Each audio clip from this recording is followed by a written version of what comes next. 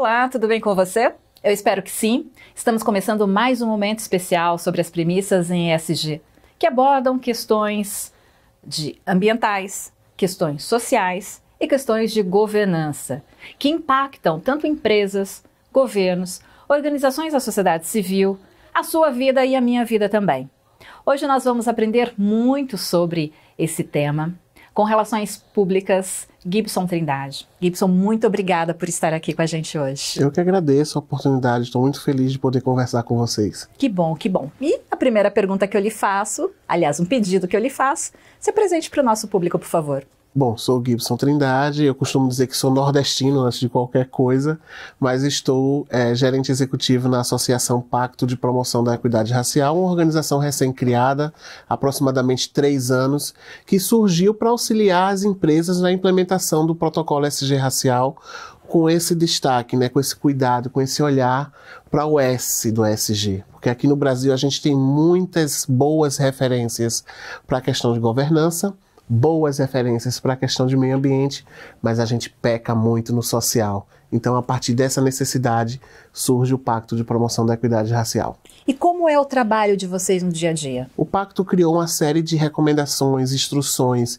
e normativas que foram construídas pelos melhores especialistas do país na área social, mas com um recorte em raça, porque a gente entende que aqui no Brasil, se você considerar a questão social como uma panela e você destampa essa panela, a questão racial ela está lá como a origem de grandes desequilíbrios sociais do Brasil. Então não adianta ficar enxugando gelo, a gente precisa tratar o problema de forma séria e profissional. A partir disso, a necessidade de trazer a discussão do racismo para o centro econômico, ou seja, para as corporações, entendendo que essas empresas podem ser um instrumento de transformação social, reduzindo o desequilíbrio racial nessas organizações, inclusive considerando todos os níveis hierárquicos, porque não adianta a gente ter uma massa colaborativa nessas empresas, nas posições iniciais, e não ter negros nas posições de liderança, que hoje é um grande problema na nossa sociedade, e fazer com que as empresas compreendam isso como uma chave de transformação. Na prática, como mudar esse cenário? Na verdade, não tem uma receita de bolo, A gente costuma dizer lá no Pacto que cada empresa é um universo. Hoje o Pacto tem 62 empresas que aderiram a esse protocolo voluntário e gratuito, e cada empresa tem um processo diferente de maturação em relação à implementação do protocolo e das suas boas práticas de governança, de ESG, de meio ambiente. A gente sempre discute com essas empresas que o primeiro passo é fazer o diagnóstico. Então, atrelado a esse protocolo foi criado um índice, o índice ESG de equidade racial, que através dos dados da própria empresa, como o ARRAES, que é o Relatório Anual de Informações Sociais, a PEA, que é a População Economicamente Ativa, e o CBO, que é o Código Brasileiro de Ocupação, você consegue entender o desequilíbrio racial dessa empresa. Cada uma, óbvio, vai ter uma realidade diferente. E a partir desse cenário, desse diagnóstico inicial, a gente auxilia a empresa na delimitação de uma estratégia mais assertiva para corrigir esses gaps, seja a contratação, seja a retenção, seja a promoção, seja a criação de canais de denúncia, enfim, corrigir problemas que historicamente as empresas perpetuam. E não é um trabalho de hoje para amanhã, mas ele não pode dar um passo para frente e 2 para trás. As empresas estão conscientes disso? Então, eu acho que o ESG não veio como uma moda, ele veio realmente como um processo de transformação para essas empresas. A gente já entendeu que as empresas, grande parte dela, pelo menos, estão realmente comprometidas com essa agenda. É uma agenda que permite que a sociedade civil, de uma certa maneira, acompanhe o que essas empresas estão fazendo. Então não tem como dar um passo atrás, é daqui para frente. O que a gente precisa compreender é que é um processo evolutivo de fato, de médio a longo prazo. Não existe solução imediata. A gente está falando de um problema que perpetuou o país por quase 350 anos e que a gente está há quase 150 pós-abolição e ainda não reconheceu como uma mazela da nossa sociedade. produtividade. Então, de fato, a solução também não vai ser rápida. A gente precisa fazer investimento em educação pública, a gente precisa fazer com que a educação pública seja mais inclusiva para esses grupos que normalmente não conseguem concluir os seus estudos, não têm acesso à universidade e que mesmo assim, quando a gente fura essa bolha, as empresas não contratam para colocar nas posições de liderança. Então a gente tem problemas técnicos, problemas culturais, problemas históricos e problemas políticos atrelados a toda essa agenda que vem para colaborar com essa mudança. E quando a gente fala de mudanças de empresas, a gente está falando apenas de grandes empresas? De forma alguma. Eu acho que a ESG também tem esse papel provocativo, porque ele faz com que microempresas, empreendedores comecem a abrir os seus negócios com um olhar muito mais cuidadoso sobre a diversidade. E quando a gente fala de diversidade, é a garantia de que essa empresa vai ter sustentabilidade e longevidade. A gente já tem a garantia e estudos que comprovam que empresas que investem em um público interno mais diverso, elas vão mais longe e elas geram mais recurso. Então, qual é a empresa que não quer ter longevidade, que não quer garantir alta produtividade? Nenhuma. Então, pensando nesses aspectos, a agenda ESG, a proposta de diversidade para essas empresas é válida para organizações de qualquer porte. Vamos fazer uma pergunta muito simples, questão de letramento também, minha e do público. Qual a diferença e o que é diversidade, equidade e inclusão? Diversidade é você perceber que nós vivemos numa sociedade plural. O Brasil é um país do tamanho de um continente que foi colonizado por portugueses, por franceses, por holandeses, enfim, a gente recebeu durante o processo de colonização influência de vários outros países. Depois desse processo a gente tem a questão da escravização, então vem a população africana para trabalhar aqui de forma compulsória. Pós-abolição, o que é que o governo faz? Tenta minimizar essa população preta, trazendo novos estrangeiros para embranquecer a nossa sociedade. Isso fez com que o Brasil não tivesse um perfil sociocultural único. A gente é muito rico, é muito plural, porque tem influência de todas essas camadas, de todas essas culturas. Isso é o que garante a diversidade no nosso país. E a gente precisa entender que isso não é ruim. Isso é, pelo contrário, é muito bom. Então é a nossa avaliação sobre diversidade.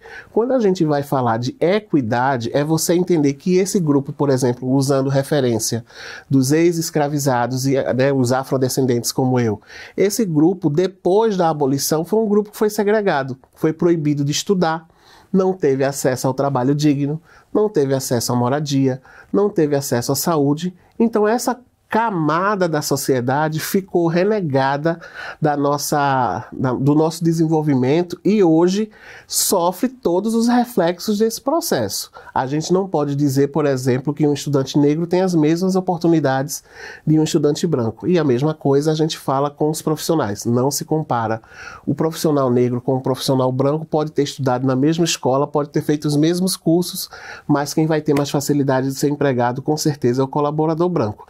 Então, essa é a diferença de igualdade para equidade. Equidade é você garantir que os dois ou todos os grupos possam ter as mesmas oportunidades sem ter discrepância em relação a esse processo que o constituiu, que o formou. A gente está falando aqui de raça, mas também a gente pode colocar PCDs, sim, mulheres, indígenas, né, todos LGBTQIA+. O que a gente chama de grupos minorizados, né, que nem sempre são minorias, mas são grupos que são tratados como minorias. Então os PCDs, os LGBTs. Agora a gente tem falado muito de etarismo, né, dos profissionais que estão com 50 a mais, que são muito importantes. Enfim, existem grupos que de fato a sociedade brasileira ainda insiste em excluir. Por quê? Essa é a pergunta do milhão, né? Eu acho que tem muitos aspectos, né? A gente viveu durante muito tempo falando sobre uma falsa democracia racial. Depois a gente chegou numa faixa onde a parte da população reconhece essas falhas e ainda sobrevive até hoje. Estamos em 2023 com outra parte da sociedade reconhecendo que existe, mas que não nesse volume, ou tratando isso como o famoso mimimi, né? Eu odeio essa palavra, mas infelizmente a gente precisa trazê-la para esse cenário. E eu acho que, na verdade, não tem uma resposta. Eu acho que a gente foi ensinado errado e a gente, de uma certa maneira, ensina errado os nossos filhos e as nossas crianças. E talvez a solução desse problema seja repensar esse modelo de ensino, essa educação que perpetua tantas coisas equivocadas, ensina as crianças a serem machistas, a serem homofóbicas, a serem misóginas. Então, eu vou sempre provocar essa reflexão onde vou, de dizer assim, como que você está educando as suas próximas gerações, né? Não adianta dar todo o crédito para a escola, porque parte dessa educação ela é doméstica, ela parte de casa. E a gente precisa reconhecer que a nossa parcela de contribuição é muito importante. Então fica aqui a reflexão de que maneira você está educando as próximas gerações para você deixar um mundo melhor. Porque as crianças de hoje são os adultos que estarão nas empresas, nos governos, nas organizações da sociedade civil amanhã. São quem vai fazer de fato o mundo, né? Fomos crianças ontem. Sim. Aliás, não faz tanto tempo assim. Deixa eu te perguntar, nesse cenário todo de equidade, diversidade e inclusão, não nessa ordem, mas o que não é diversidade, equidade e inclusão? O que não é você, por exemplo, criar um programa na sua empresa de contratação de um desses grupos, mas não se preocupar, por exemplo, em como você vai acolher esses profissionais. Isso é muito comum hoje, né? As empresas estão muito preocupadas com a imagem que elas passam para a sociedade. A gente vê o washing de tudo que é tipo agora, né? Era o eco-wash, black-wash, agora, enfim. E isso é muito triste quando você fala de diversidade, porque se você não garante a parcela de inclusão no processo, essa etapa ela não está sendo efetiva. Então as empresas elas precisam ter programas mais robustos, que vão para muito além da contratação, mas que se preocupam com o acolhimento desses colaboradores, que precisam criar, por exemplo, canais de diálogo com os colaboradores que já estão na casa. Esses colaboradores também precisam de treinamento, precisam de atualização, precisam entender que esses grupos novos que estão chegando para compor essa diversidade têm que ter um tratamento diferenciado, eles precisam ser inclusos no processo do trabalho de forma amigável, empatia. Eu acho que talvez seja a chave do segredo. E para aquela pessoa que fala, isso não é comigo, o que você diria? E o que é com você? Eu devolveria, na verdade, a pergunta. Se não é com você, o que é com você quando você se colocar no lugar desse outro colega de trabalho? Se fosse você que estivesse no lugar dele, o que é que você gostaria de receber? De acolhimento, de informação, de tratamento? Eu acho que talvez devolver a pergunta para essa parte ainda da sociedade que coloca todas essas questões como questões não importantes seja uma maneira de fazê-los refletir melhor. A gente vive numa sociedade, eu estava conversando isso outro dia com uma colega, em evolução. Todos os dias tem uma tecnologia nova, tem uma metodologia nova, tem um processo novo. Óbvio que a gente não consegue acompanhar tudo no mesmo ritmo que isso é colocado à disposição, mas o papel de ser curioso e buscar a informação precisa ser nosso. A gente não pode esperar que o que tem de inovador bata na nossa porta. Se eu tenho à minha disposição a ferramenta para facilitar o meu trabalho e para fazer com que a minha empresa cresça dentro desse ecossistema de liderança, de liderados e de operações, por que não? A gente pode falar que a partir da governança a gente consegue caminhar bem ou a partir das questões sociais a gente consegue caminhar bem nesse caminho? Eu acho que não tem como desassociar um do outro. Na verdade, a gente conversa no pacto dizendo que o pacto propõe uma mudança de cultura organizacional, né, a médio e a longo prazo, como a gente falou no começo. Não existe uma receita que entregue nada de imediato a curto prazo, tanto que a gente fala que nós vamos conseguir mensurar os grandes impactos dessa proposta, que é inovadora. Você não tem outra referência ainda no mundo, né, da implementação de um protocolo focado em raça, em uma geração. Daqui a uma geração, talvez com uma política de cota, a gente vai poder dizer assim, olha, aquela ideia que foi implementada com aquele grupo de empresas impactou em X% da população brasileira, ou beneficiou um grupo tal, ou trouxe X milhões de investimento na formação de novos grupos, enfim. Tem que se pensar nesse aspecto.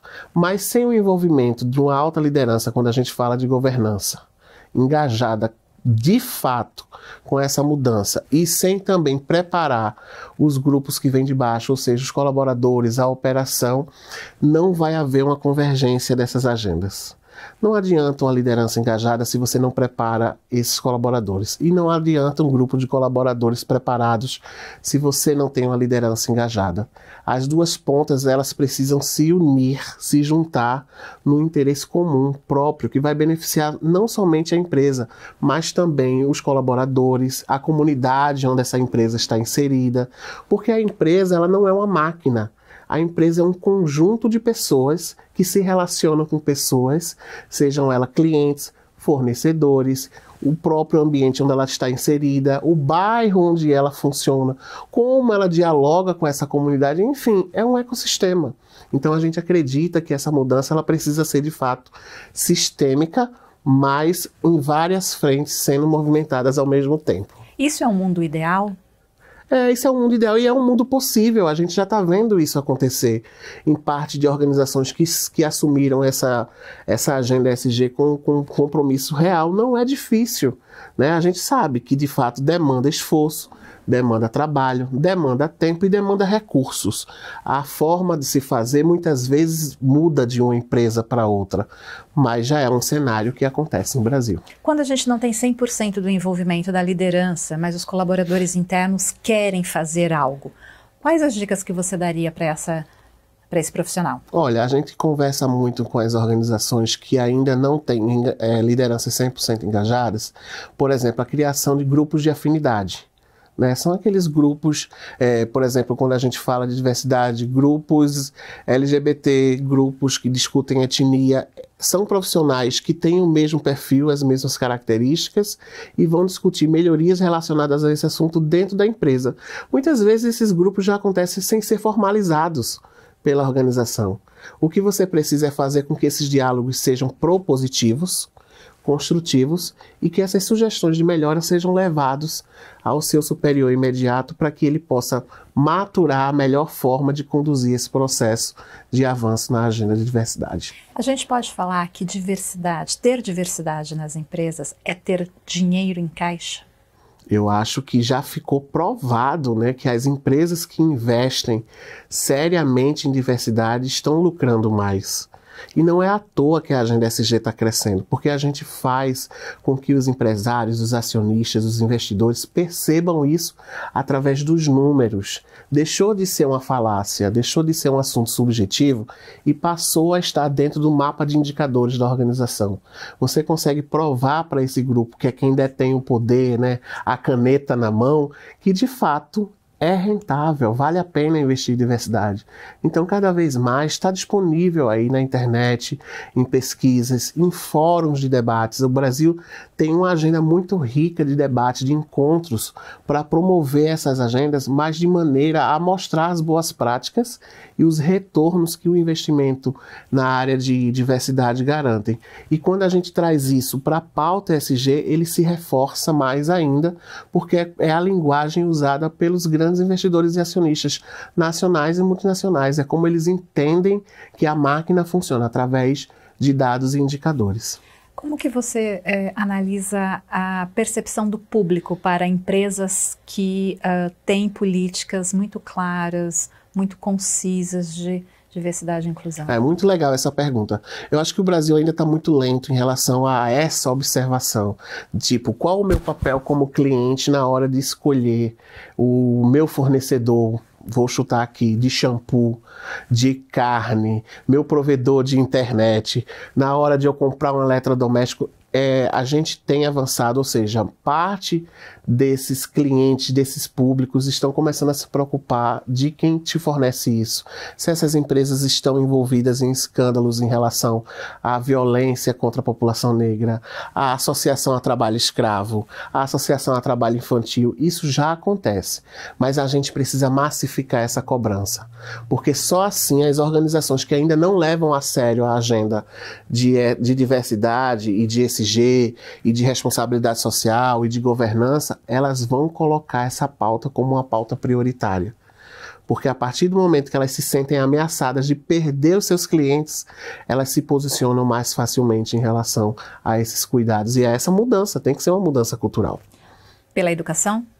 A educação talvez seja o melhor e o maior caminho, né? A gente sabe que as organizações, parte delas investem bastante em processos de letramento, de formação, de qualificação, mas sem a prática, sem a palavra-chave talvez seja intencionalidade, né? Colocar em ação, colocar em prática o que você aprende nesses processos de treinamento, de qualificação e de formação. Não adianta ficar no papel, tem que ir para a operação, tem que ir para a ação, para o dia a dia, para que a gente possa começar a observar um mundo diferente. E como que, bom, você já comentou, né, que por meio de relatórios financeiros que você mostra para os stakeholders, principalmente para os acionistas, né, que esse tema ele coloca dinheiro em caixa, né?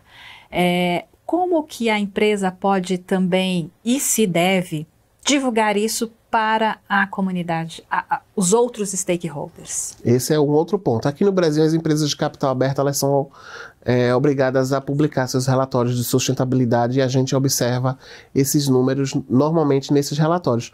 Mas você me provocou no começo do programa. As pequenas empresas, as médias empresas, elas não têm essa obrigação. Então, de quem é que deve partir a cobrança ou o pedido de um posicionamento? Da sociedade civil. A gente falou há pouco também das organizações da sociedade civil, das ONGs, das instituições como o Ministério Público do Trabalho, como órgãos do governo que precisam fiscalizar o funcionamento de algumas empresas. Ainda não é lei no Brasil, por exemplo, a apresentação de indicadores de diversidade, mas a gente vê uma conversa muito avançada em relação ao monitoramento desses indicadores por boa parte da sociedade, inclusive órgãos governamentais. Eu acho que não está distante da gente chegar nesse momento. Então é muito importante que as empresas se posicionem agora como um modelo de transição. Vamos começar a trabalhar de forma gradativa, levando esses aspectos a sério, colocando a pauta ESG em prática de forma efetiva, respeitando a agenda de diversidade, promovendo mais espaço para esses públicos, entendendo que daqui a algum ponto a própria sociedade vai cobrar essas empresas em relação a qual é o seu posicionamento. E quem não fizer isso agora? Quem não fizer isso agora vai ficar relegado a outros que fazem. Porque a gente sempre fala o seguinte, se você é uma empresa e está se posicionando sem ser cobrada, você está na vanguarda de um processo. Você está à frente dos seus concorrentes. Quem tem que correr atrás é quem ficou lá sem se movimentar. Você é protagonista de um processo de mudança que está ajudando o seu país a se desenvolver e que está trazendo mais desenvolvimento social e justiça para um país que perpetua desigualdades há mais de 500 anos. Então as empresas que não fazem é quem devem se preocupar em como vão corrigir esse gap histórico e entendendo que inclusive estão perdendo dinheiro. Dentro das empresas, como que o colaborador que se encontra em uma desses grupos chamados minoritários ainda, ao perceber um certo preconceito, como que ele deve se posicionar? Essa é a primeira pergunta. E a segunda é como a liderança desses colaboradores também devem se posicionar. Muito legal isso. Antes de trazer essa reflexão, eu acho que é importante a gente pensar, por exemplo, quando você fala de raça e etnia. Historicamente no Brasil, a gente tem uma separação dos colaboradores que se declaram pretos e dos colaboradores que se declaram pardos. E por que é muito comum a gente ver um número muito alto de pardos no Brasil? Porque as empresas não permitem ou não permitiam até um pouco tempo promoção ou a colocação desses profissionais em posição de liderança. Tem sentido? Então por que se declarar preto? Se isso vai me criar dificuldades de acesso ao meu crescimento profissional. Isso faz com que a gente reflita de uma necessidade muito importante, que é a criação de recenseamento de autodeclaração nas empresas. Para que você possa se afirmar como você se enxerga. Mas antes dessa etapa, a gente precisa também cumprir um outro processo, que é a sensibilização, para mostrar a esse colaborador que hoje essa preocupação não é mais necessária. Ele pode se declarar da forma que ele se identifica, né, etnicamente falando. Inclusive, esse ano a gente tem uma lei assinada pelo governo federal fazendo que a declaração de raça seja obrigatória nas empresas. Porque até o ano passado, 2022, vejam que absurdo, as empresas poderiam declarar a cor do funcionário de acordo com a sua própria avaliação. Então eu sou contratado, eu preencho um formulário, se eu não colocar lá a minha raça no formulário de contratação, a moça lá do DP vai olhar na minha foto e vai dizer, ah, eu acho que esse aqui é pardo e coloca pardo lá. Ah, eu acho que esse é preto, eu vou lá e coloco preto lá. Ah, eu acho que esse é branco e o cara é pardo, aí vai e coloca lá. Então a gente não tinha um certo controle real de como esses colaboradores se declaravam. A gente precisa começar a pensar nisso como um primeiro passo, criar uma sensibilização dentro das organizações para que esses funcionários possam se auto-identificar. Depois desse processo, eu acho que minimamente as empresas precisam abrir canais de diálogo com esses funcionários. Sejam canais de denúncia, sejam rodas de conversa, e caso a empresa não tenha nenhum desses mecanismos, precisa ter a figura de uma liderança que não necessariamente é a sua, que sirva como um ouvidor dessa organização para que ele possa acolher um funcionário que está se sentindo desrespeitado, que está se sentindo discriminado, e entender o que é que está se passando nesse processo e com muita seriedade conduzir o diálogo com esse gestor, que é o chefe imediato desse colaborador, mas entendendo que esse profissional ele precisa ter uma resposta sobre esse episódio que está acontecendo.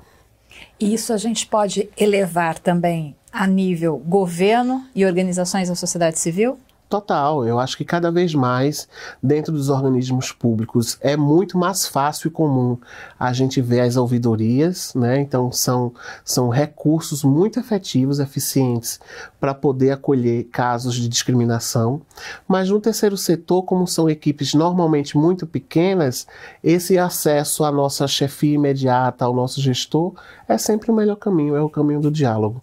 Eu acho que poucas vezes vai se resolver um problema sem haver um bom diálogo. Queria que você desse o seu recado para o homem preto, para a mulher preta que está nos acompanhando, para que seja um agente de mudança onde quer que eles estejam. É bem difícil, né? Mas o que eu sempre falo para os meus irmãos é o seguinte: todos os dias tentam nos abater, nos matar, mas a gente é resistência, né? A nossa essência vem de renascer todos os dias e de promover mudança, melhora, desenvolvimento. Não para nós, porque eu acredito que a nossa geração ainda não vai colher esses frutos, mas para os próximos. Então fica o nosso convite aqui para que a gente se permaneça forte, assíduo e provocando essa discussão, porque eu acho que não pode ser passageira, ela precisa ser perpetuada para que a gente possa entender quais são os frutos e a colheita desse momento de transformação que a gente está vivendo. A gente pode falar que quem assume a agenda ESG assume também um compromisso com o mundo melhor, portanto tem propósito de vida? Com certeza, e isso não é um aspecto corporativo, né? Isso pode ser visto inclusive do ponto de vista pessoal, pessoa física. A gente sempre conversa quando vai para as empresas, tudo bem, aqui é o que a empresa vai fazer no jurídico, mas você, profissional, o que é que você vai entregar na pessoa física para garantir que amanhã a gente tenha um mundo melhor? O que foi que você hoje refletiu, que você aprendeu errado e que você precisa corrigir para amanhã você ter um comportamento melhor em relação a todo esse processo de desrespeito, de discriminação e de desvalorização desses grupos? Todo mundo tem o que contribuir, a gente só precisa fazer a nossa parte e individualmente e coletivamente colaborar para que organizações se desenvolvam. Para finalizar, Cristiano, eu queria que você desse para a gente a visão do pacto para os próximos tempos, para os próximos anos. O pacto não sonha, o pacto acredita que essas empresas que estão nos procurando voluntariamente para aderir a esse protocolo, para conhecer a ferramenta do índice, para ter acesso a todos os instrumentos de formação que a gente criou e que estamos disponibilizando para essas organizações, sejam de fato uma jornada de transformação para ela, para que ela entenda que com o que ela tem hoje de estrutura não precisa fazer tantos investimentos, não precisa reinventar a roda, ela vai poder trazer para dentro da sua organização uma nova leitura sobre o que é sustentabilidade e diversidade. Então fica aqui o convite, você empresa que ainda não conhece o protocolo ESG racial, clica aí no site do Pacto que a gente tem um convite muito bom para te fazer. Gibson, obrigada pela sua generosidade, por compartilhar tanto com a gente. Eu que agradeço e estou sempre à disposição. Obrigada. Assim como eu acho que você também aprendeu muito na nossa conversa e esse é o objetivo desse espaço, compartilhar conhecimento para que possamos construir juntos uma sociedade mais justa, um mundo melhor. Eu agradeço a sua companhia e eu te espero no próximo especial ESG. Até lá!